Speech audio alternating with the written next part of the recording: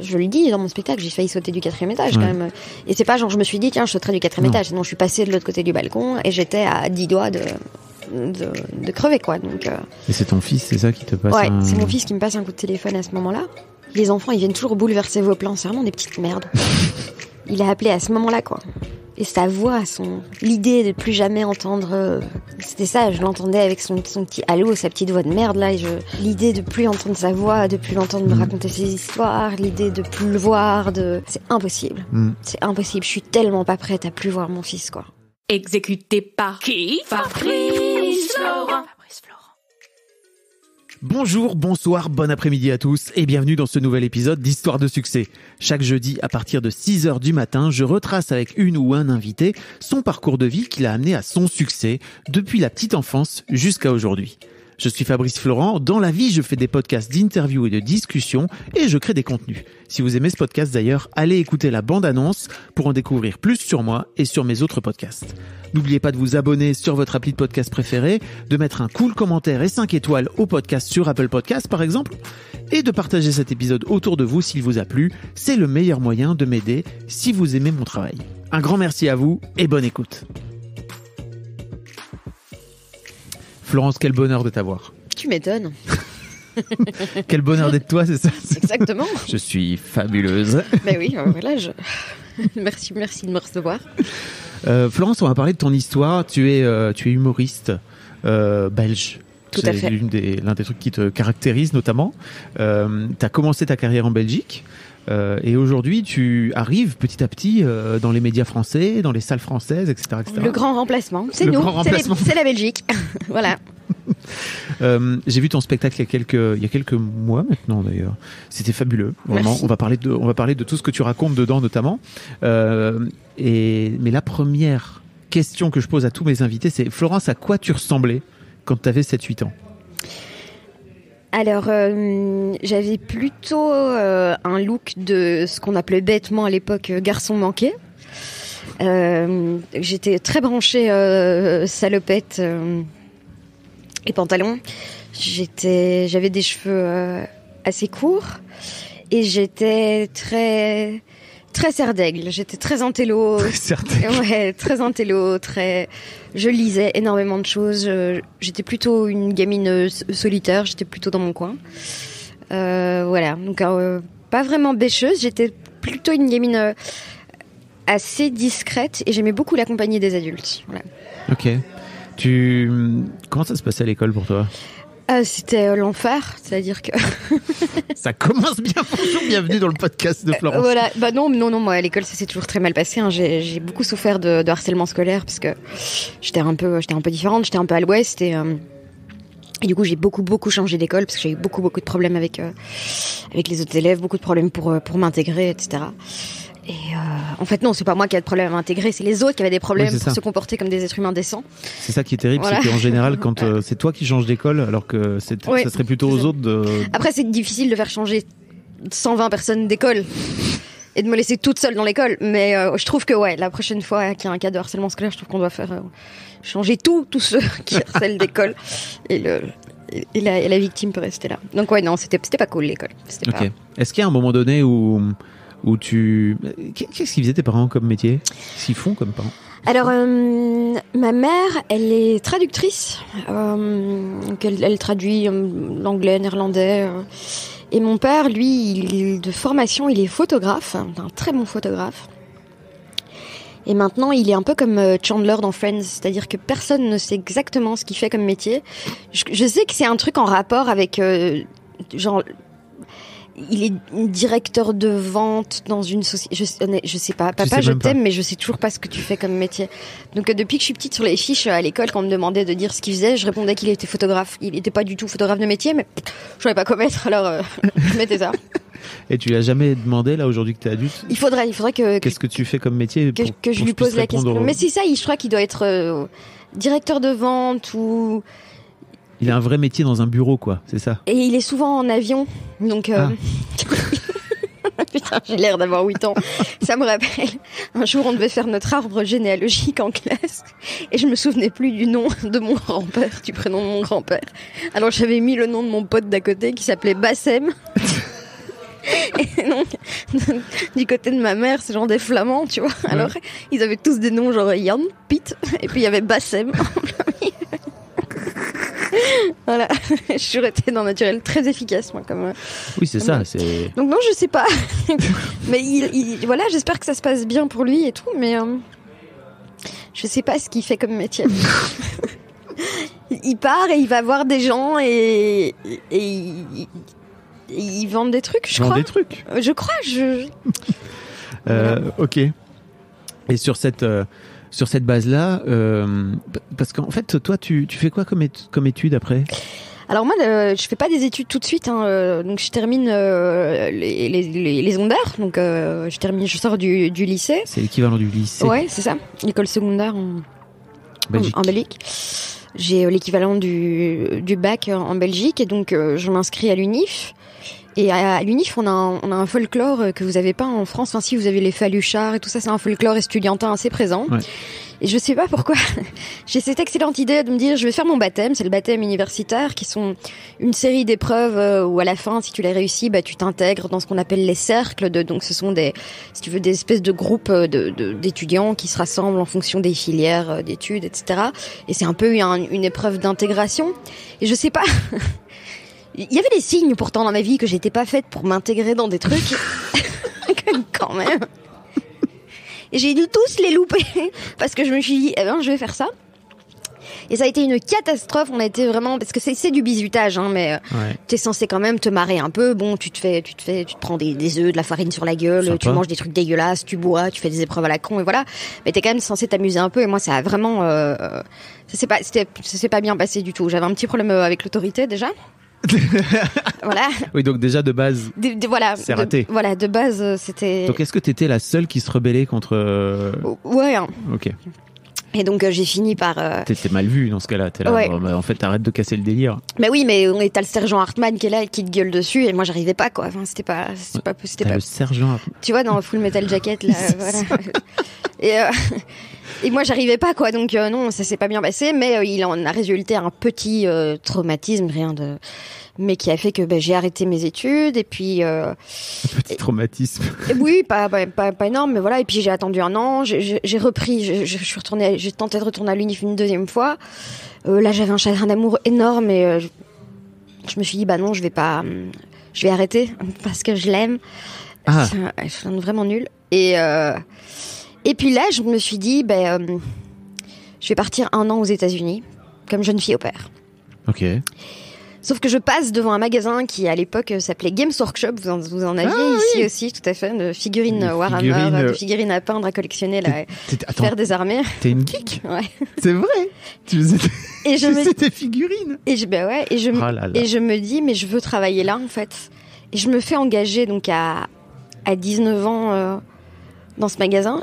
Il faut savoir, à l'époque, il y avait, je crois, 40... Là, t'étais à Bruxelles. C'était à Bruxelles. Okay, mais c'était la société avait une filière française, dont dépendaient les magasins de la Belgique.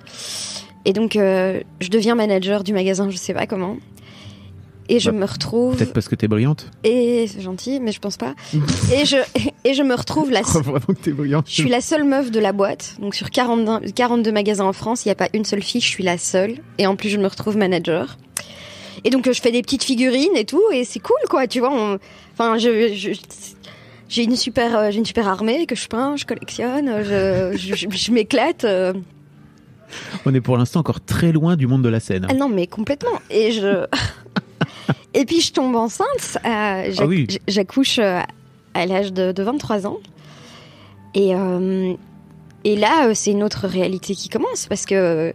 Mais tu tombes enceinte, c'était un projet de vie Alors, je savais, quand j'ai rencontré le père de mon fils, je savais, il n'y avait pas l'ombre d'un doute qu'un jour cet homme-là serait le père de mon enfant. Ah. Ce que je savais aussi, c'est que j'allais pas passer ma vie avec lui, parce que je l'aime de tout mon cœur, mais il est insupportable, il est invivable. T'en parles un peu dans ton spectacle. Mais je l'adore, vraiment, c'est vraiment la meilleure décision de vie de faire un enfant avec quelqu'un que t'adores. Même si tu restes pas toute ta vie. Il faut. J'aurais considéré ça comme un échec si j'en étais venue à détester 50% de mon enfant. C'est chaud quand même, tu vois. Et donc. C'est un très bon tips de vie, je trouve. Donc c'est vraiment, j'ai beaucoup de respect pour lui et il est sacré, quoi. Pour toujours, ce sera le père de mon enfant. Et je serai toujours là pour lui, même si notre histoire, il y a eu des moments compliqués et tout. Donc voilà. Et puis et donc je me rends compte en 2012 que ma vie est plus exactement. Tu voulais faire un enfant? C'était vraiment un truc pour toi? Alors en fait, on était bourrés. Non, c'est vrai. Mon fils connaît cette histoire. Coucou le fiston. On était bourrés, on est rentré du resto et on s'est dit on va faire un enfant. Et voilà. Et j'étais très contente de l'avoir jeune. Je savais pas que je voulais un enfant jeune, mais avec le recul, maintenant, je me rends compte que c'est bien de faire un enfant jeune. Parce que maintenant, t'imagines, si j'avais un petit bébé et tout, courir partout, je pourrais plus, quoi. C'était un fiston qui a 10 ans, là. 12, il va en avoir 12 déjà. Donc, ah oui. Et donc voilà, mais je me rends compte que ma vie est plus exactement ce que je peux. Je peux bosser qu'à mi-temps dans ce magasin parce que je dois m'occuper de mon fils. La crèche, ça coûte un rein. Ça se passe plus très bien avec le père de mon fils, mais en même temps, si je le quitte, comment je fais, tout ça est très compliqué. Et donc, je quitte le père de mon fils. Je me dis, je vais reprendre des études. Et donc, en 2012, je reprends des études. Donc à l'âge de 25 ans, c'est possible? C'est possible. Oui, c'est ça. À 25 ans, je me décide de reprendre des études et là, je reprends. 35, là, c'est ça. Ouais, c'est ça. Et là, je reprends des études de langue. Et parce que j'ai la chance, comme c'est un métier à pénurie, prof de langue en Belgique, tu peux reprendre des études avec quand même le chômage. Donc le chômage te paye pour faire des études, pour être. Et là, c'est une réussite. Je sors la première de ma promo avec la plus grande distinction. Donc en Belgique, c'est quand vous avez, c'est aussi en France des mentions. Oui, il y a des mentions. Voilà. Hein. Mais moi, je dis la chef de toutes les mentions. Yes. Ouais, moi, je l'ai. Et voilà. Mais c'est quoi la différence entre le moment où t'aimes pas l'école? Enfin, si, en fait, le moment où t'aimais pas l'école, c'est juste que tu te faisais bolos par le reste des gamins, c'est ça? Et là, t'as trouvé tu t'étais affirmé entre-temps? Tu mettais des coups de tête? Non. Enfin, j'ai développé une répartie sale.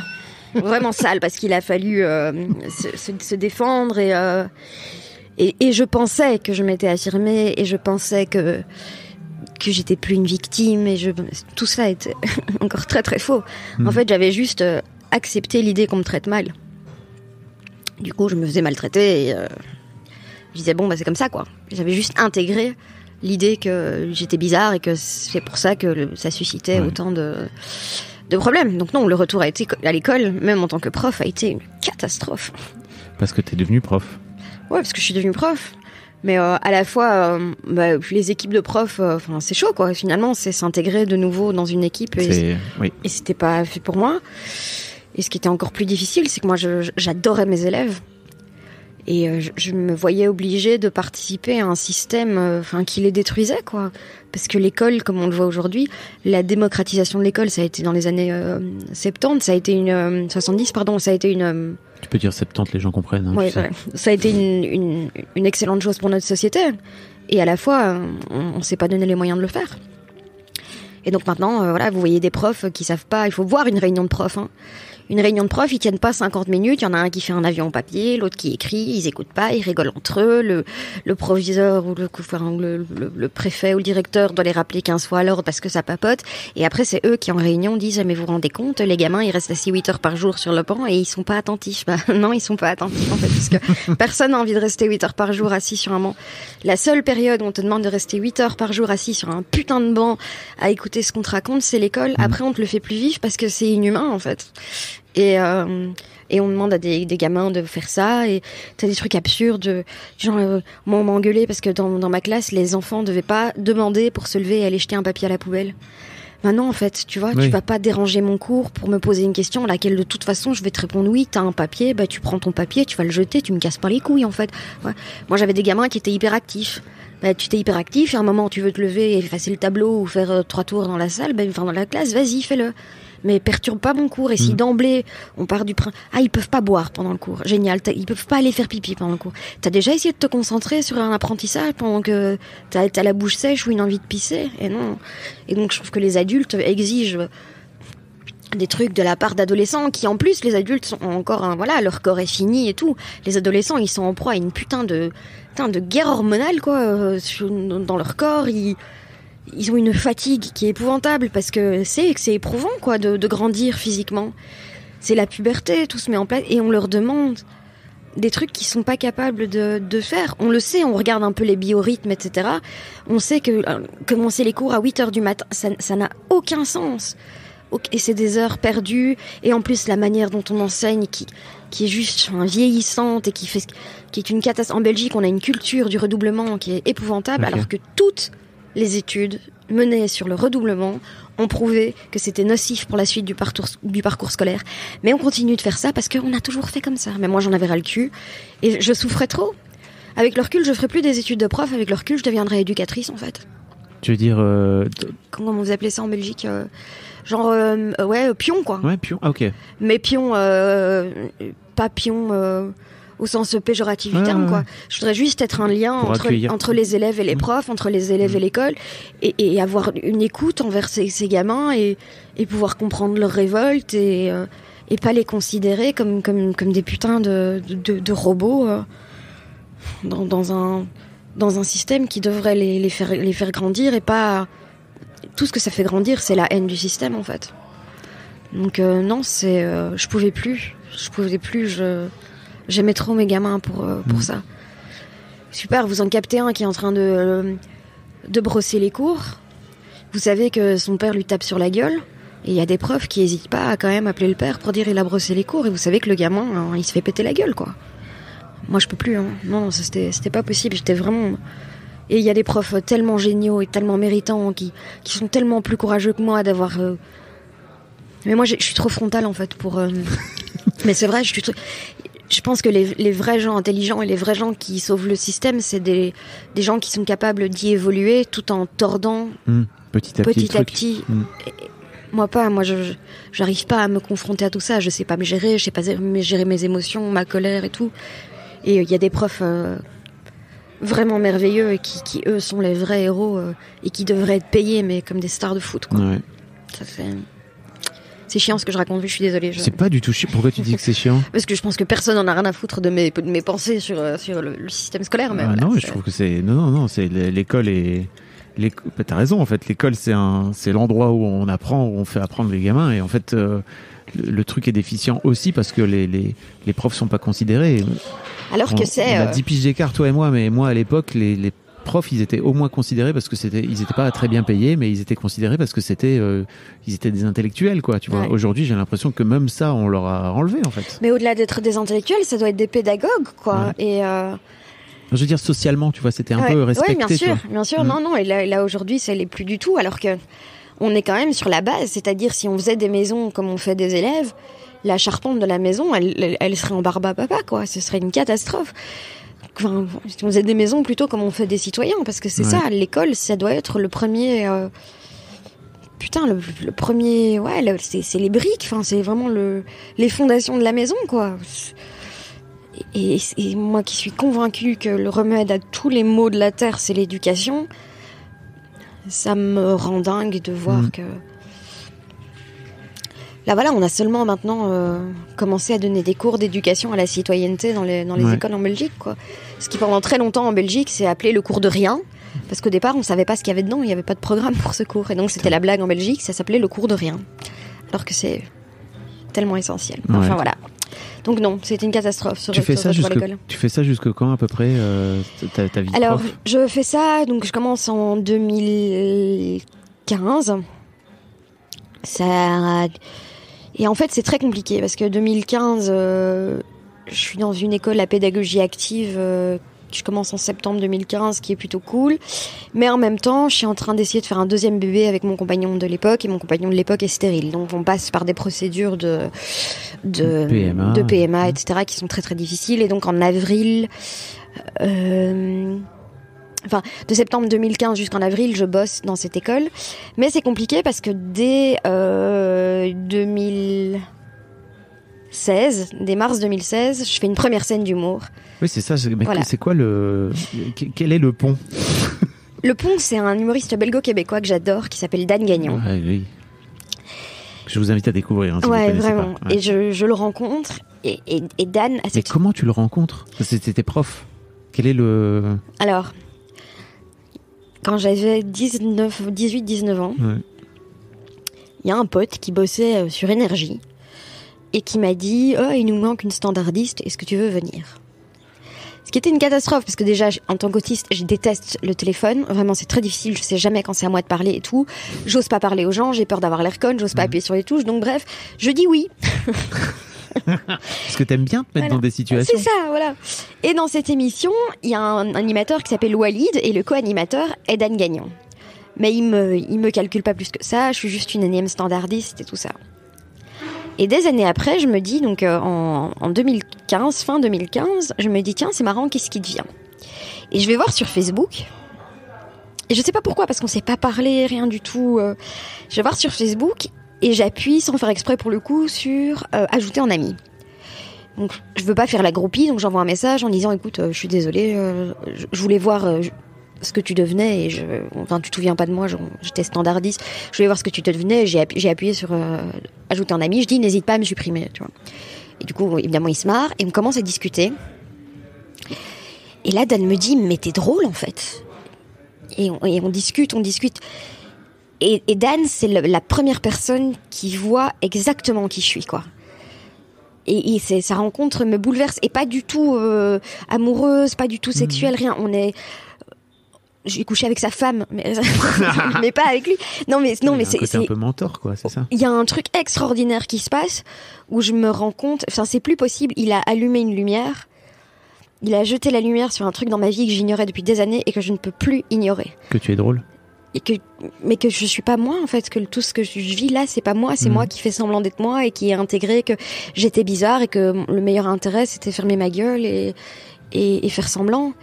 Et d'un coup, Dan voit qui je suis pour de vrai et en plus me dit, mais c'est trop bien ce que t'es pour de vrai. Et donc il allume cette lumière-là et il me dit, mais viens travailler pour mon émission. Il a un talk show à l'époque sur la RTBF, donc le service public belge, à la télé. Et je commence à bosser avec lui et c'est très frustrant parce que j'écris pour lui et je me rends compte que j'ai pas envie d'écrire pour quelqu'un d'autre. Et donc en mars 2016, j'écris mon premier sketch. Le lendemain, il y a les attentats du métro en Belgique, à Bruxelles. Donc très très bizarre. Et je joue encore 2-3 scènes ouvertes, donc vraiment des petits plateaux comme ça d'artistes débutants. Et à chaque fois, il y a cette impression le lendemain de devoir revenir à l'école et de me sentir de plus en plus coupée en deux. Où je me dis, il y a 7 mois sur scène qui suis épanouie, c'est pas encore bon ce que je fais, c'est pas grave, mais il y a un truc... T'es à ta place, quoi. Ouais, c'est ça. Et revenir dans cette salle d'épreuve, c'est me faire une violence... Bon, tout est relatif, hein, d'accord. Je suis pas ukrainienne sous les bombes, hein, mais c'est me faire violence, quoi. Bah oui. C'est pas parce que tu vis une violence que t'es obligé de te relativiser par rapport à la violence des autres. Hein. J'arrive de moins en moins à garder mon masque, quoi. Mon masque me fait mal, me gêne. Ça fait des années que je le porte, donc j'avais l'impression de plus le sentir, mais j'arrive plus à faire semblant chez moi, j'arrive plus à faire semblant au boulot, donc je suis de plus en plus coupée en deux. En juin, le 4 juin 2016, je fais la première partie de Guillermo Guise. C'est la première fois que je fais une première partie. Mais c'est pareil, comment tu le rencontres, Guillermo ? Mais Guillermo, je le rencontre parce qu'il bossait aussi sur le service public. Ah, ok. Et donc tu te fais des contacts là-bas aussi. Voilà, c'est comme ça. Et là aussi, il se passe un truc, quoi. Guillermo me dit, mais c'est bien ce que tu fais. Et j'arrive plus. C'est fini. J'ai pas de retour en arrière à ce moment-là. Et puis. Mais t'as pas de métier pour l'instant, c'est-à-dire que c'est pas un gagne-pain, c'est juste. J'ai rien. Et là, en septembre 2016, donc je fais cette première partie de Guillermo et pendant juillet-août 2016, je joue plus du tout, je fais plus rien du tout. Et septembre 2016, il y a Guillermo et Laurence Bibot qui s'associent ensemble, qui font un spectacle au Kings of Comedy Club et on me propose de venir faire la première partie. Alors évidemment, j'y vais, je suis genre honorée, quoi. J'ai fait 4 scènes, hein. Donc c'est ouf, hein. Ouais, 4 scènes. J'ai fait 3 scènes ouvertes et la première partie de Guy en juin. Et donc j'arrive dans cette salle et dans la salle, comme c'est Guillermo et Laurence Bibot, il y a beaucoup de gens du service public belge qui sont. Désolé, mais si vous entendez du bruit, on est dans un resto. Je préfère le dire. Et donc on est il y a beaucoup de gens du service public belge qui sont là dans cette salle, dont des personnes qui bossent à la radio, sur la première, qui est aussi la radio sur laquelle Guillermo a commencé et tout ça. Et on me dit, ah, mais on n'a pas assez de chroniqueuses filles, c'est drôle ce que tu fais, viens. Et c'est comme ça que je commence la radio en octobre 2016. Et donc, je continue comme ça à faire mon petit bail, mes petits bails de mon côté. Je fais mon émission de radio où je suis chroniqueuse, donc j'affine un peu ma plume. Je recommence à faire des petits plateaux d'humour à gauche, à droite, beaucoup au Kings of Comedy Club. Et en mars 2017, donc un an après ma première scène, je suis convaincue que ça y est, j'ai un spectacle. Tu le sens, le manque d'humilité. Je me dis non, mais je sais écrire et tout, il y a pas de souci. Et donc je lance pour la première fois ce spectacle qui s'appelle Oh et puis merde. Parce que j'ai pas trouvé de titre, je dis oh et puis merde, voilà, il y aura pas de titre. C'est un très bon titre. Donc je le joue pour la première fois le 31 mars 2017, il me semble. Il marche bien avec toi aussi. Oh et puis merde. Ouais. C'est vraiment ça, je me suis dit voilà. Et je suis convaincue que j'ai un truc, quoi, tu vois, que ça y est et tout.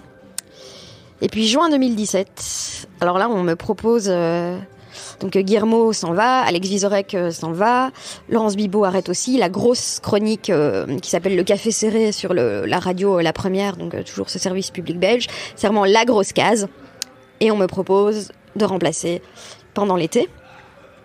C'est énorme, hein, ce qui m'arrive, il fait vraiment... genre, ça va très vite, quoi. En un an de temps, t'es propulsé, quoi. Et donc on me propose ça le 15, et le 17 juin, je fais ma première attaque de panique. Voilà. Ok. Donc ça a été vraiment ma tête qui a fait non, on va pas pouvoir y aller comme ça. Quoi. Et là, ma vie se désagrège, mais complètement.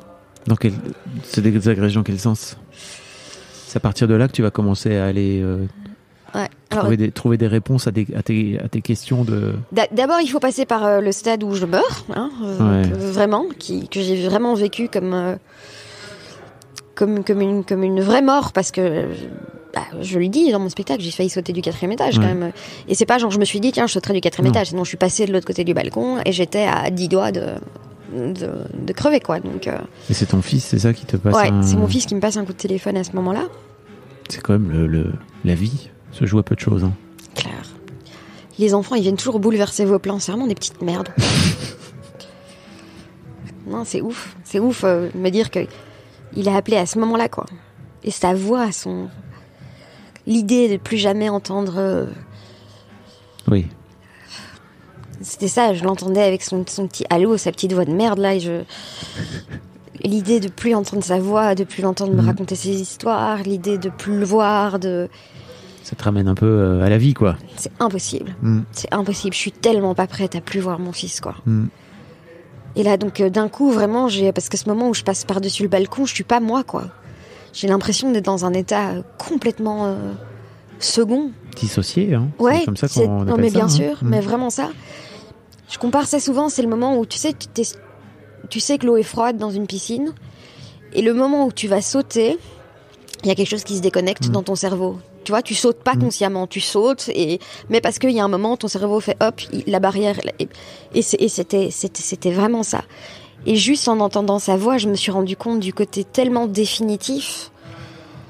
De sauter d'un balcon. De ma mort, Et après, évidemment, tu réfléchis, tu dis, mon Dieu, qu'est-ce que j'ai failli faire, quoi. Tu dis, j'ai failli lui imposer une mère suicidée, un truc, tu dis, c'est pas possible. Et ça, c'était au mois d'août, donc il revenait de vacances le 4 août, donc c'était au mois d'août. Et cette attaque de panique, là, elle est provoquée par... En juin, depuis juin. Ouais, par cette goutte d'eau qui fait déborder le vase. Je crois que mon cerveau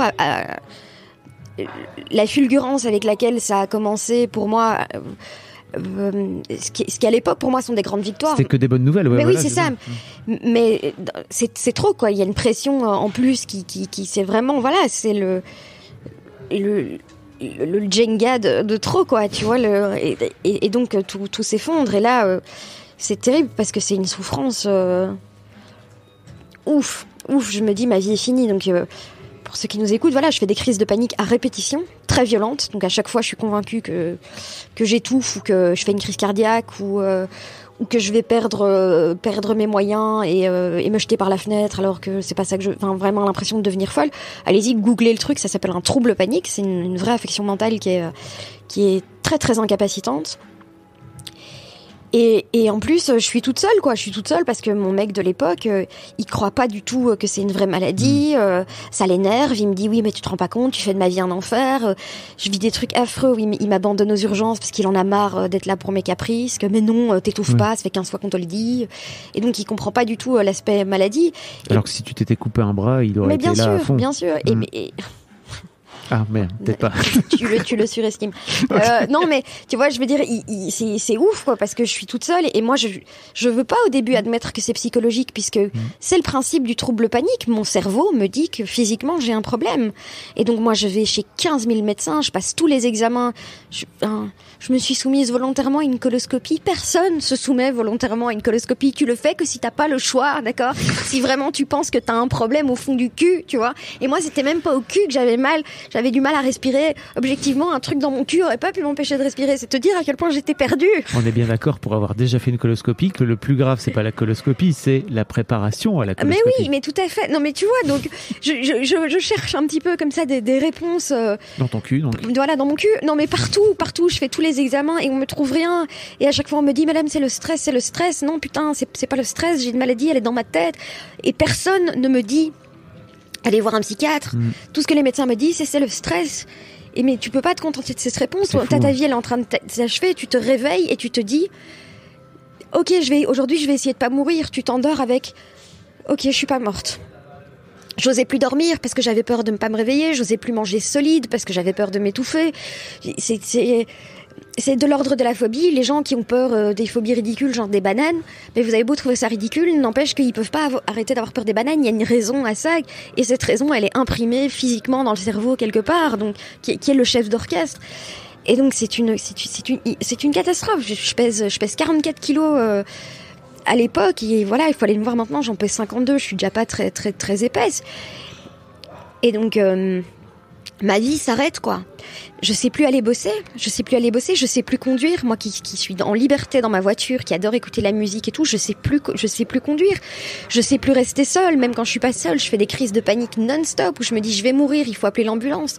Et il y a une scène qui est emblématique dans ce trouble panique. Je suis à la maison avec mon mec, il est 3h du mat, et j'habite à 5 minutes de l'hôpital en voiture. Mais vraiment à 5 minutes chrono. Si tu penses que t'es pas bien, tu prends ta voiture, tu vas jusqu'à l'hôpital parce que t'as 5 minutes, t'y arrives et voilà. Là, j'appelle l'ambulance. Donc je suis convaincue que je suis en train de mourir. Sinon, j'appelle pas l'ambulance, je prends ma voiture et j'y vais. Donc je suis convaincue que je suis en train de mourir. J'ai pas réveillé mon mec. Tu voulais pas le déranger? Je voulais pas le déranger alors que j'étais en train de mourir et que je pensais donc que je me disais je suis en train de mourir et j'ai pas réveillé mon mec. C'est ouf. C'est ouf. Hein. C'est ouf, hein. C'est vraiment. Bon, j'imagine que ça vient aussi de. Comme il passait son temps à dire que c'était des caprices. Ouais, c'est clair. Mais je suis convaincue que je vais mourir. Sinon, j'appelle pas l'ambulance. Sinon, je prends ma voiture et je vais moi-même. T'es convaincue que tu vas mourir et en même temps, tu te dis peut-être c'est un caprice. C'est ouf. Hein. Que lui se dit ça et que je veux pas le déranger et je veux pas que le dernier souvenir qu'il ait de moi, ce soit moi qui le dérange. C'est te dire à quel point je me mets de côté à ce moment-là, quoi. À quel point j'ai aucun amour propre. Ce type, c'est toute ma vie et ma vie s'arrête et ce type n'est pas là pour moi.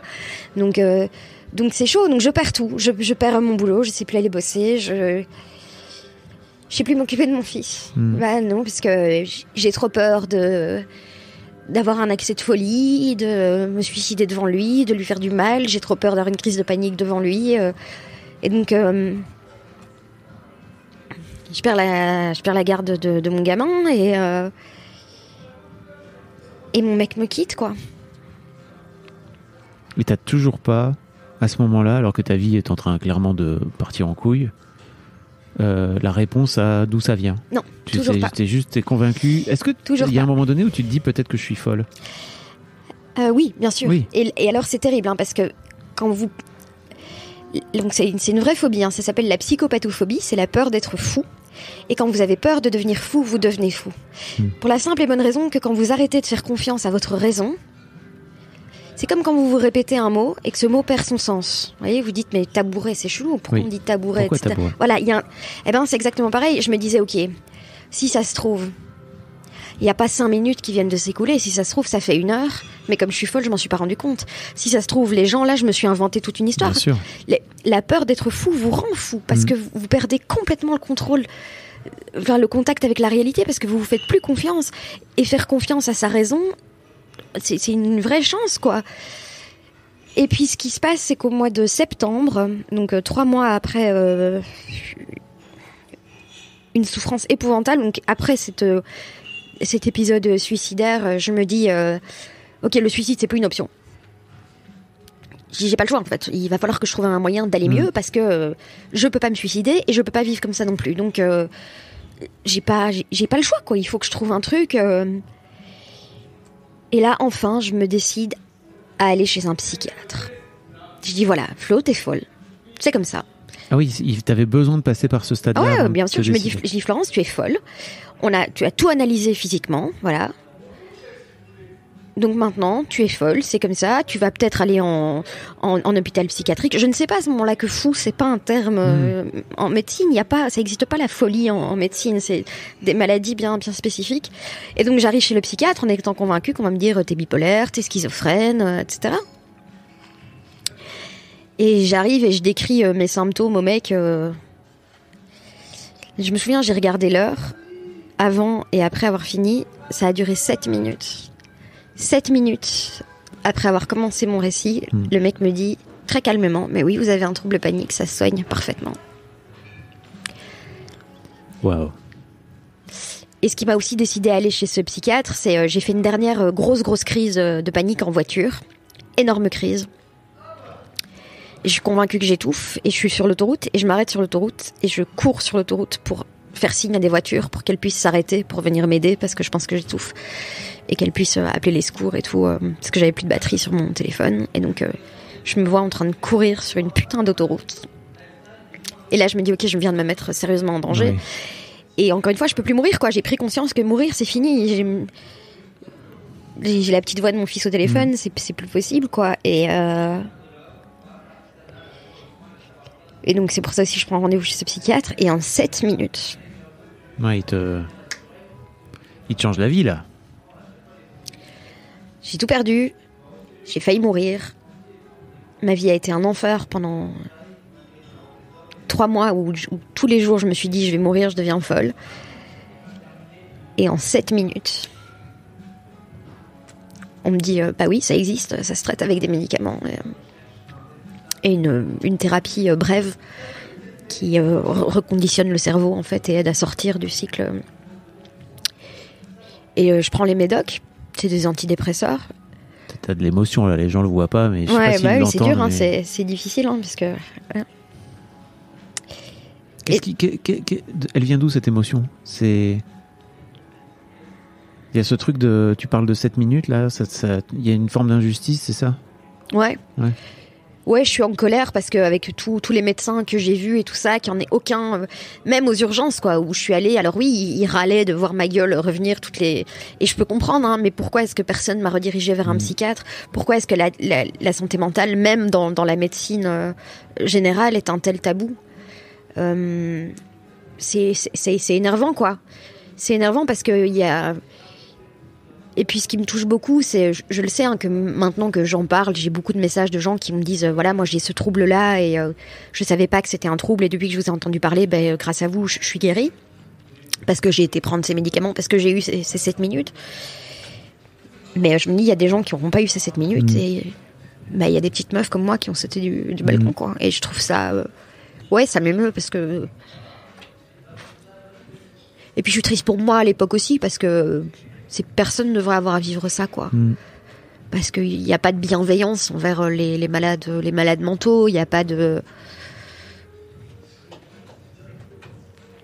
Il n'y a pas de gentillesse, de compréhension, d'empathie. Et moi, je l'ai vraiment vécu de plein fouet avec mes belles-sœurs qui me disaient, quand je les ai appelées, je leur disais, mais tu comprends pas, il a pas voulu venir avec moi aux urgences. Et ma belle-sœur me disait, oui, mais c'est pas gai pour lui d'être aux urgences. J'étais là, oui, mais enfin, moi, je m'éclate pas non plus, en fait. C'est une grosse stuff pour toi. Oui, c'est ça. Non, mais moi, c'est génial. Alors vraiment, là, tu vois, je fais des fêtes au niveau anapathologie de l'hôpital.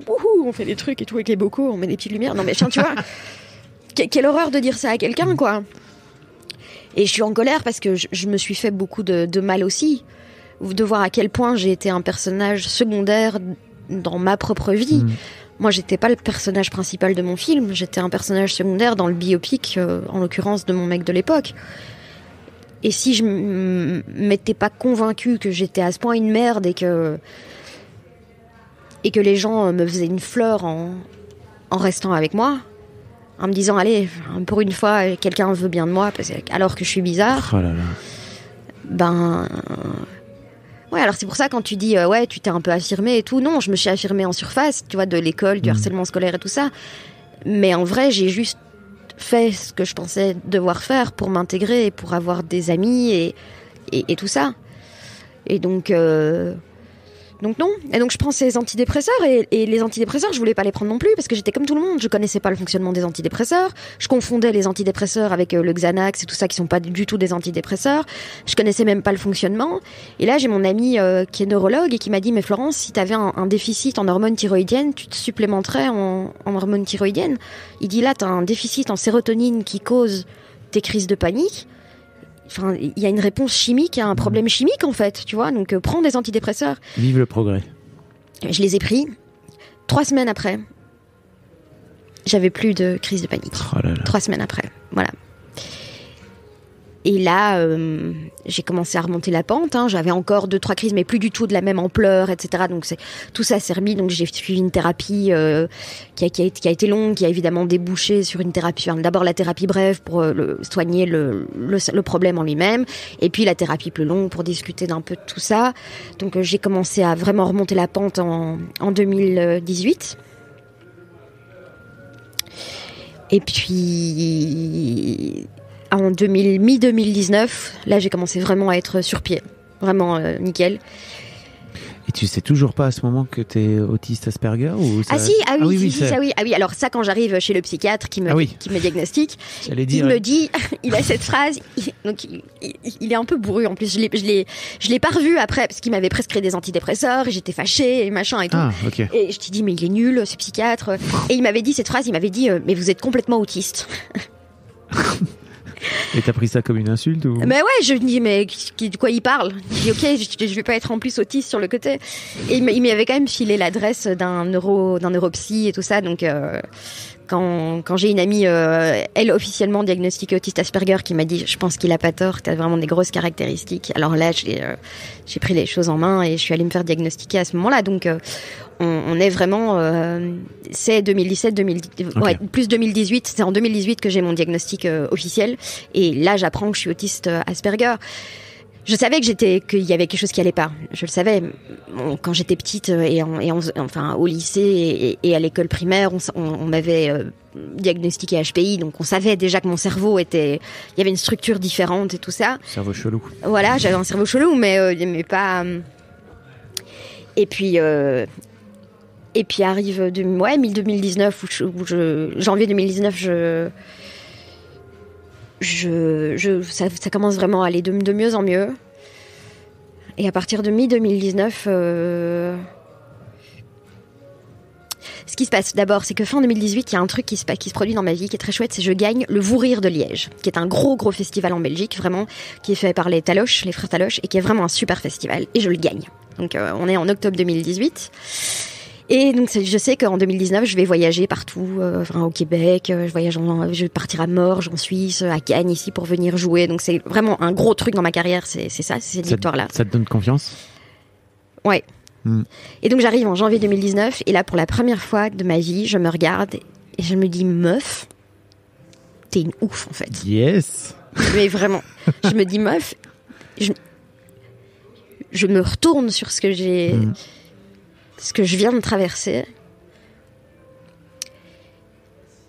c'est vraiment sale parce qu'ils sont en train en plus de passer la putain de musique au piano là de Tiersen, tu vois le tululu. Ouais. C'est vraiment des enculés. Et donc je me retourne et je me dis mais je vois vraiment la moi petite qui voit la moi adulte et qui fait genre mais meuf t'as géré quoi.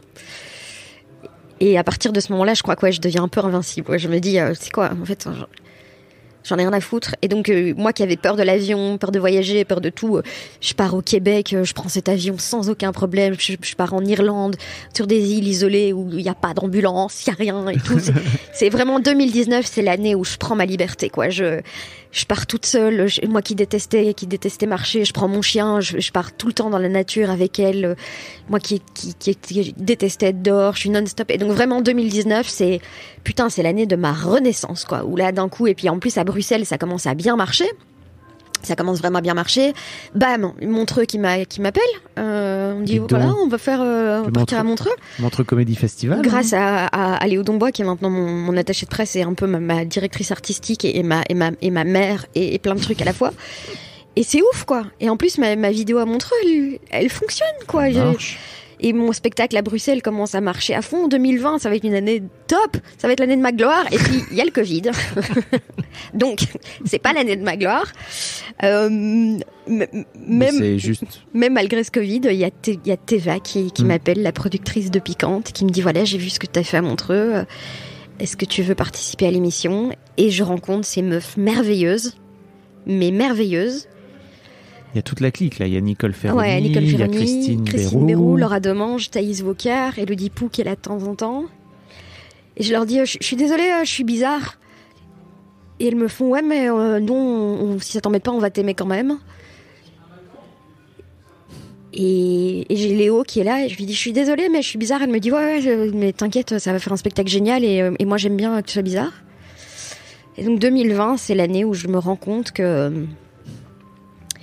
C'est ce que je disais, quoi, que la pièce de puzzle que je suis, elle va quelque part, en fait. Je suis une pièce de puzzle toute seule, à qui il manque tout le reste du puzzle. Et d'un coup, quelqu'un fait « Ah, mais attends, regarde, tu vas là ». Et ça, c'est... C'est canon, hein. Extraordinaire, extraordinaire. Et donc, ça s'enchaîne un peu. Je joue à la Petite Loge à Paris. Il y a le bureau des auteurs de Canal+, qui... La Petite Loge, qui, pour les gens qui connaissent pas, est vraiment un théâtre de... 16 mètres carrés. De 12 places. 25 places quand c'est complet. Mais c'est l'incubateur à talent. Génial, bien sûr. Voilà, il y a quand même Gaspard Proust, Marina Rollman, Paul Mirabel qui sont passés là. Vous pouvez toucher le fond du théâtre limite en tendant le bras. Quoi. Voilà, non, c'est vraiment tout petit, mais c'est une chance incroyable de jouer là-bas. Et donc ce spectacle, on le travaille pour parvenir à... C'est Léo Dombois qui arrive à me convaincre de parler de mon autisme, de parler de mon épreuve de maladie mentale et je dis, mais ça va pas aller, les gens ils vont me jeter des trucs, tu vois. Elle a tellement raison. T'es à poil quand t'es sur scène, tu vois. C'est génial. Et en fait, les gens, ils me jettent pas de trucs et ils m'encouragent et on me félicite de prendre la parole et donc, et aujourd'hui... Tu mets tellement en vulnérabilité. On peut pas faire autrement que de connecter avec toi. Je crois, vraiment. Je voulais... En tout cas, c'était important d'être un être humain et d'arrêter de jouer ce personnage de la meuf un peu sexy, un peu badass, un peu... ouais, ok, je suis un peu badass, machin, tout ce que tu veux. Voilà. Mais j'ai fini de taxer mon hypersensibilité comme quelque chose de négatif finalement. Et donc et puis fin 2021, fin des vacances 2021. Alors là, c'est le clou du spectacle. France Inter qui m'appelle. Je n'y crois pas. Pendant une semaine, je dis à Léo, donc mon attaché de presse, je lui dis non mais ils vont rappeler, ils ont fait une erreur, ils vont se rendre compte que c'est pas... Et je n'y crois tellement pas que j'ose en parler à personne en fait, parce que je suis sûre que ils vont... Et donc quand j'ai Nagui au téléphone, il me dit bonjour Florence, c'est Nagui, je suis là, Nagui. Le Nagui vraiment, le Nagui des brosses à dents. Non mais Nagui, c'était pour moi c'était un mini cums quoi, tu vois, quand j'étais petite. Mais non, mais c'est vrai, tu vois, donc c'est quand même t'es là, Nagui des mini cums. Tu as vraiment dit ça? Non, mais oui, on en a parlé après. Ouais. Et donc voilà, et ça c'était vraiment la consécration parce que France Inter, c'était un rêve depuis que je fais de la radio. En plus, cette petite gourde de Fanny Ruet m'a grillé la priorité engagée sur France Inter avant moi, la pute. J'adore Fanny Ruet. Fanny Ruet, ta compatriote. Oui, on s'aime beaucoup. On a juste ce rapport où on aime bien s'envoyer des fions à la gueule parce qu'on est comme ça. Mais non, et donc c'est... Et là, les putes, la côte, la gloire. Non mais, bien sûr. Les léopards dans mon salon. Mais bien sûr. Les pans qui m'accueillent à l'entrée dans mon jardin. Donc voilà. Et donc ouais, mon premier pas en France. Et puis le métropole maintenant. Donc c'est un vrai parcours, quoi. Où à chaque fois, à chaque étape, je me suis dit, ça va pas assez vite, j'y arriverai jamais, ça va s'arrêter là, j'ai l'impression d'avoir atteint le summum de ce que je pouvais faire et tout. Et à chaque fois, en fait, maintenant, quand je regarde mon parcours, je vois à quel point chaque marche a été une marche qui m'a menée à la marche suivante. Ouais, c'est clair. Donc, Et tes chroniques, je te le disais juste un peu avant, mais je trouve que tu viens taper... Alors, bon, ton spectacle, effectivement, tu viens parler de santé mentale, et pour moi, c'est d'autant plus important d'en parler là, post-Covid, ça va être la merde je crois, pour la planète entière après cette pandémie, quoi, tu vois. Ouais. Et la guerre en plus, là, la peur, mais tout va bien. L'angoisse, machin. Non, mais tu sais, c'est que des trucs qu'on se raconte dans la tête, en plus. C'est terrible, toutes ces peurs. Enfin, en tout cas, pas pour les Ukrainiens qui en prennent plein la gueule, etc. C'est pas. Ouais. Mais nous, en tout cas, en France et en Belgique, pour l'instant, on la vit pas, mais on l'a dans la tête. Si Vladimir, il avait fait du stand-up, au lieu de. C'est sûr. Voilà. Si Vladimir, il avait fait des blagues sur écoutez, moi j'ai tendance, je sens, parfois la nuit, je rêve que je suis un gros dictateur et que je balance des bombes sur les gens, ça m'angoisse un peu. Je pense que ça vient de la fois où j'ai perdu mon chien Moustache et que mon papy a dit, on n'en serait pas là. À mon avis, il doit avoir des problèmes avec sa maman. Moi, je pense qu'avant de devenir dirigeant, on t'oblige à faire une psychothérapie, en fait. On te dit, d'accord, tu veux te présenter aux élections présidentielles, tu nous montres que tu as fait une thérapie longue. Tiens, d'ailleurs, je postais ça sur mon Insta. Je disais, mais je crois qu'en fait, une fois que tu as fait de thérapie, c'est impossible que tu aies envie d'accéder au pouvoir. Ou alors c'est vraiment que t'es un idéaliste et que tu veux y arriver, quoi. Tu vois. C'est Martin Luther King, quoi. Voilà, tu vois, mais quand même. Mais pas dans ces conditions-là. Mais je crois même que quand t'es un idéaliste, il faut, comme tu dis, manger tellement de merde pour en arriver là qu'il faut vraiment avoir envie. Je pense que il faut renouveler le système de démocratie. Oui. Déjà, moi, je pense qu'il faut. C'est horrible ce que je suis en train de dire. Moi, je pense que le droit de vote... Oui, je t'ai entendu dire ça. Mais je pense que le droit de vote devrait être un devoir et devenir un droit une fois que tu as accompli un certain nombre de choses. Moi, je remets tout à zéro. Idéalement, il faut rééduquer tout le monde pour que les gens puissent voter en conséquence, en fait. Parce que oui, la démocratie, c'est un principe génial. Est-ce qu'on peut tirer cette phrase ? La démocratie, c'est un principe génial. C'est bien, c'est une bonne idée. Mais oui, mais évidemment, c'est ça qu'il faut faire. Mais le problème, c'est que si t'es sur un bateau qui coule, tu vois, et que t'es avec 15 teubés et que t'en as 13 qui proposent, tu vois, je sais pas, mettre une paille dans le trou du bateau et aspirer l'eau, tu vois, pour que ça... tu coules, en fait, tu vois. Et donc, la démocratie, c'est une arme géniale à partir du moment où tout le monde est éduqué. À partir du moment où la priorité de la société, c'est l'éducation. C'est pas compliqué. Enfin, alors, bien sûr, ça l'est plus que ça. Mais je veux dire, j'ai joué à SimCity. Je sais comment ça marche, d'accord, de diriger un... Non, mais t'as des piliers de notre société, c'est quoi ? T'as l'éducation. C'est sûr. La santé, le social et l'économie. Voilà, c'est les 4 piliers de nos civilisations comme on la voit actuellement. Et c'est les 4 trucs où on foire, quoi. Regarde, la santé, c'est une catastrophe, la crise l'a montré. L'éducation, c'est une catastrophe, la crise l'a montré. Tu vois, le social en France, bon, voilà, mais on n'y est pas encore. On a encore des gens qui sont dans la pauvreté et tout. C'est sûr. Sachant que quand le social prend cher, l'éducation et la santé prennent cher aussi. Et l'économie, on n'investit pas comme on devrait, puisqu'on est dans une économie qui nous mène à notre perte. On se foire sur les 4 choses essentielles ça ne va pas. Et malgré ça, on continue à voter, à faire voter des gens, alors que c'est des gens qui vont voter pour empirer la...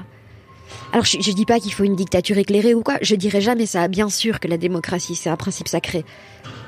Mais on donne pas les moyens à la démocratie d'être la grande dame qu'elle pourrait être, quoi. Quand vous vous retrouvez aux États-Unis et qu'il y a un choix entre 2 personnes, deux partis, aussi, avec toute la tendresse que j'ai pour les démocrates, mais c'est pas normal. Florence Mendes présidente, quoi, j'ai envie de te dire. Putain, non, t'imagines ? Ça serait marrant. J'imagine ton discours d'investiture, quoi. Salut, bande de connards. Bon, écoutez-moi bien. Non, mais je veux dire... Ceci dit, un peu plus de blagues dans la campagne présidentielle, ça ferait plaisir. Wow, il y en a quand même 2-3. Ah, il y en a des blagues. Hein. Genre, toutes celles qui commencent avec François Fillon. Tu vois. Non, mais bien sûr qu'il y a des blagues, mais moi, je pourrais jamais faire de la politique parce que je suis beaucoup trop éthérée, détachée du monde, pas organisée et tout. Mais Alexandria Ocasio-Cortez, elle dit des trucs un peu comme ça aussi, et elle est extraordinaire, cette meuf. Extraordinaire. Mais il y a un problème on a toujours fait comme ça, et c'est pour ça que Bernie Sanders, il est pas passé non plus, parce que les gens l'estimaient qu'ils étaient trop extrêmes. Mais à partir du moment où on renverse le problème aussi, je trouve, de la politique française, en Belgique, c'est moins ça, mais la politique française, c'est un spectacle, en fait, aussi. Et il y a des trucs, par exemple, la Belgique, politiquement, c'est ce que c'est le bordel, et parfois on n'a pas de gouvernement et tout, mais en Belgique, il y a quand même un truc à l'égard de l'extrême droite pure et dure. Par exemple, le Front National belge, il s'est fait rétamer parce qu'on les invite jamais sur les plateaux télé. Maintenant, avec les réseaux sociaux, la donne change un peu, mais genre, on débattait pas avec l'extrême droite sur les plateaux TV. Mais comme il y a 10 ans en France, en vrai. Mais putain, c'est essentiel. Ça a changé en quelques années, là. Et sachant qu'en plus, l'extrême droite, si elle passe, ce seront les premiers, on le voit dans tous les régimes autoritaristes, fascistes, d'extrême droite, le premier truc qui prend cher, c'est la liberté d'expression. On est en train de mettre la liberté d'expression au service de gens qui la supprimeront dès qu'ils en auront l'occasion. C'est dans le racisme expliqué à ma fille, c'est Tahar Benjeloun, il a cette phrase où il dit on n'utilise pas la tolérance contre la tolérance, et c'est exactement ce qui est en train de se passer. On tolère des trucs intolérables sous prétexte qu'on doit être tolérant. En fait, non. Moi, quand sur ma page, j'ai des connards qui se plaignent parce que je les laisse pas venir dire leur merde sur l'immigration, l'antivax, les antivax et les trucs comme ça.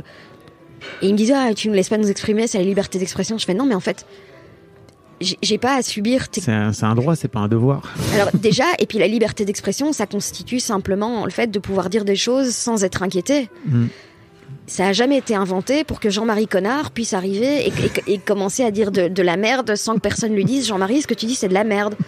Voilà, moi t'as une liberté d'expression, super. Moi aussi, c'est ma liberté de te dire que ce que tu dis c'est de la merde et que j'ai pas envie de lire ton truc et que du coup je te bannis, quoi. Donc si vous rentrez dans un restaurant et que vous commencez à insulter les gens, bon, ben c'est le droit aussi des gens de se lever et de partir, en fait. Et donc ouais, ça me fait chier. C'est un discours qui me fait chier en disant il y a qu'une seule façon de penser, les woke, les machins et tout. À une époque on pouvait dire ça. Non, on n'a jamais pu le dire, en fait. S'il y a une époque pendant la ségrégation raciale ou l'apartheid, il y avait des gens qui étaient pas racistes, c'est que tous les autres ont pas d'excuses, en fait. S'il y a une époque, il y a eu une personne pour dire c'est pas la bonne chose à faire, humainement c'est pas ce qu'on devrait faire, c'est pas la bienveillance et tout ça, tous les autres perdent leurs excuses. Oui, bien sûr. Voilà. Et j'en veux pas aux gens de revenir. Par exemple le petit cocktail là. Voilà. Ou alors une branlette vraiment réussie, vraiment rythmée, tu vois là. Non mais tu vois, je veux dire, j'en veux pas aux gens, tu vois. J'ai un pote qui était super homophobe quand il était jeune. Il a été élevé par des protestants pas forcément fun et tout. Ce pote, je lui en veux pas d'avoir été homophobe, mais ce pote un jour il s'est rendu compte, il s'est dit mais j'étais super con, en fait. Donc à partir du moment où il y a des gens qui peuvent changer d'avis, je veux plus l'excuse de l'âge, l'excuse de c'était différent. Ça a jamais été ok de faire des blagues racistes, ça a jamais été ok d'être misogyne, homophobe, ça a jamais été ok, jamais. Et maintenant, on se rend compte que ce qui était pas normal, c'était de laisser dire ce genre de choses. Et ce terme woke me fait rire. Moi, je me qualifie pas de woke. C'est simplement un être humain qui en a marre d'en mettre plein la gueule aux autres êtres humains. Et quand les woke disent aujourd'hui l'antiracisme, ça n'a plus de sens. Et qu'en Ukraine, on laisse des gens noirs crever sous les bombes, alors que les gens blancs peuvent, eux, s'échapper, qu'on vienne encore me dire qu'il n'y a pas de racisme. Oh, il n'y a plus de racisme. C'est vraiment ça, c'est la définition la plus pure du racisme. On estime que ta vie a moins de valeur que la mienne parce que toi t'es noire et que moi je suis blanche. Qu'on vienne encore me dire qu'il n'y a plus de problème de... Donc woke, c'est juste être un être humain décent, en fait. C'est juste pas être un gros fils de trou du cul. En fait, quoi. à la base, aux États-Unis, c'est vraiment ce truc, ça veut dire éclairé, quoi. Tu vois, c'est genre, tu fais en sorte d'être un peu conscient. Et de t'éveiller un peu, c'est ça. Tu prends conscience qu'il y a tout le monde n'a pas la même réalité que la tienne et que finalement, ta réalité à toi, elle est peut-être pas si pourrie, et 2, elle encourage aussi. Et j'ai pas de leçons à donner à personne. Hein. Je m'habite chez Zara. Il y a plein de trucs auxquels tiens, ça m'arrive de pas trier mes déchets. Enfin, tu vois, il y a plein de trucs et je me dis, Florence, t'es vraiment une grosse connasse. Mais non, pas obligé d'être aussi dur. Mais c'est vrai. Il y a plein de trucs sur lesquels où je me dis, ben moi aussi, je me foire sur plein de trucs. Mais au moins, tu le reconnais et t'essayes, tu vois. Alors, je le sais, par exemple, tu vois que écologiquement, je suis naze. Eh ben, j'ai rendu ma bagnole. J'essaye de voter écolo. J'essaye de filer de la thune à des assos de temps en temps.